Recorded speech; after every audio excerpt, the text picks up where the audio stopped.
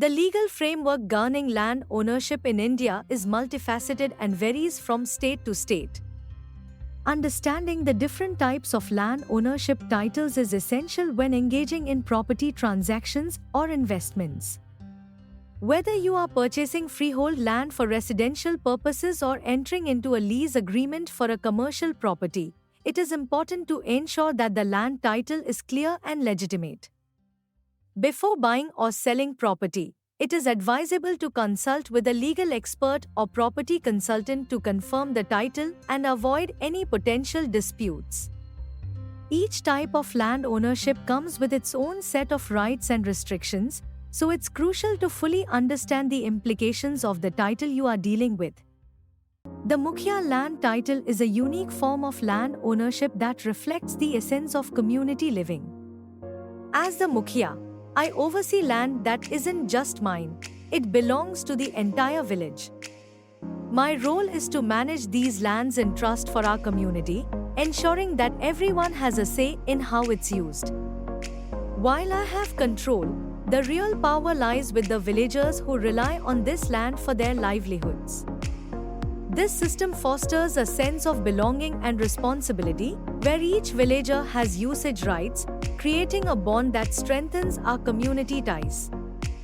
In rural and tribal areas, this model showcases how land can be managed collectively, preserving our heritage while supporting our needs.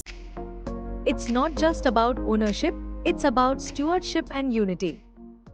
Government land title represents land owned by the central or state government, primarily for public use, think infrastructure, schools, hospitals, and parks. While this land is not available for private sale, it can be leased or allotted for specific purposes. Ownership rights here are limited and often come with restrictions on how the land can be used or developed. On the other hand, we have tenancy land title, where individuals don't own the land but have the right to use it, often for farming. Tenants pay rent to landowners, but remember, the landowner retains ultimate ownership. Tenants can't sell or transfer the land, they're bound by the terms of their tenancy agreement.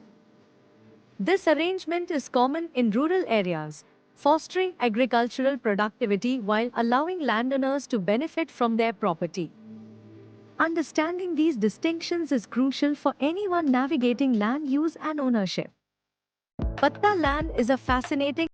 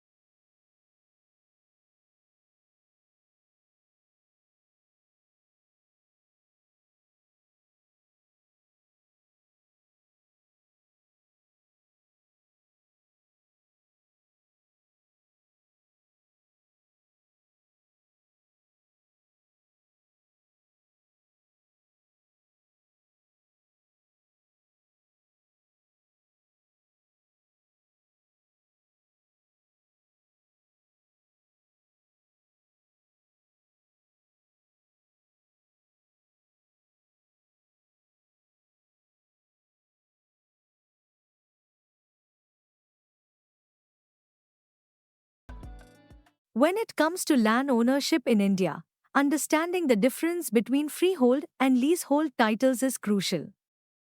A freehold land title grants you complete ownership of the land and any structures on it. You can use, sell, or lease your property without restrictions, except for local laws.